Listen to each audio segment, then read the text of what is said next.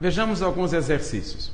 Uma aplicação por 4 meses, a taxa de juros simples de 3,5% ao mês resulta no montante de 2.850. Qual o capital aplicado? Temos que a taxa acumulada vai ser de 3,5% ao mês durante o período de 4 meses. 3,5 vezes 4, o rendimento acumulado é de 14%. Numa linha de tempo, nós temos que o capital inicial está na data 0 e o montante de 2.850 está na data 4.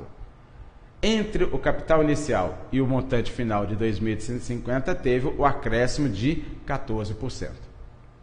Numa proporção, portanto, para cada 100 unidades de capital inicial, temos um acréscimo de 14 e resultando no montante de 114. A nossa proporção, capital está para 100, juros está para 14, montante 2.850 está para 114. Daí obtemos qual é o capital inicial de 2.500. Evidentemente que nesse caso poderíamos utilizar a ideia de fator.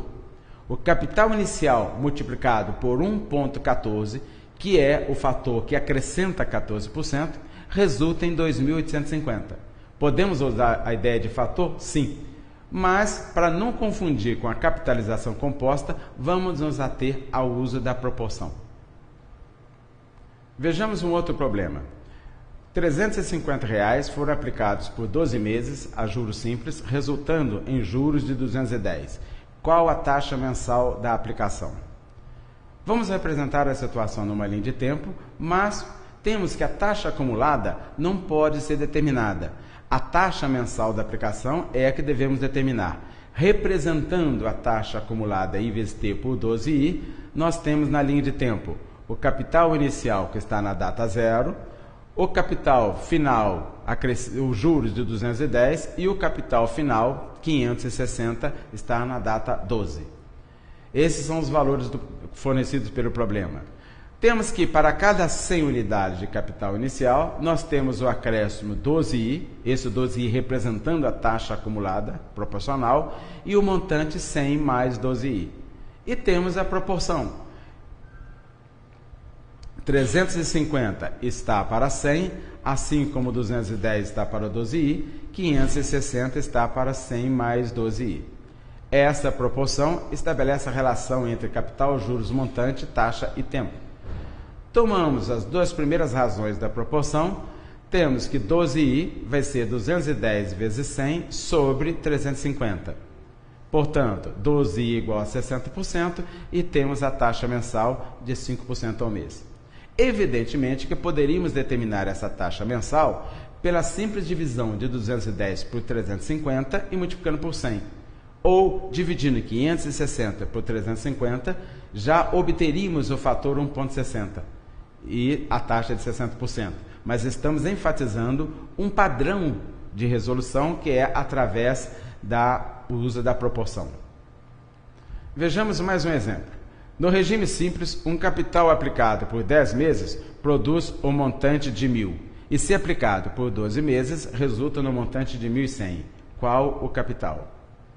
Nesse caso, a nossa solução não vai passar pela proporção. Vamos utilizar uma das ideias fundamentais da capitalização simples, que é o fato de que os rendimentos mensais são sempre iguais. Na capitalização simples, como a taxa é sempre aplicada sobre o capital inicial, então os rendimentos periódicos são sempre iguais. O montante de 1.000 está na data 10 e o montante de 1.100 está na data 12. Isso significa que nesses 2 meses houve um acréscimo de 100 no montante. Como os acréscimos periódicos são sempre iguais, nós temos acréscimos de 50 por mês. Portanto, nessa aplicação, os acréscimos mensais são sempre de 50. Podemos recuar então para a data 0 de 50 e 50 e obtemos o capital inicial de 500. Evidentemente que esse cálculo poderia ser feito de forma mais rápida. Nos primeiros 10 meses, o rendimento total seria de 500, sendo 50 a cada mês. Como o montante no 10º mês é de 1.000 e o rendimento foi de 500, deduzimos que o capital inicial é de 500. Um fato importante, se quisermos determinar agora aí a taxa da aplicação desse capital de 500, é muito comum o engano de compararmos os 50 de rendimento mensais com aquele capital de 1.000 que está na data 10, o que resulta no equívoco, porque aquele rendimento de 50 no 11º mês foi calculado sobre o valor inicial 1.000, o valor inicial 500. Portanto, a taxa de rendimento de juros dessa aplicação é a comparação de 50 não com 1.000, mas 50 com 500, o que daria 10%. Portanto, aí no caso, o capital inicial de 500.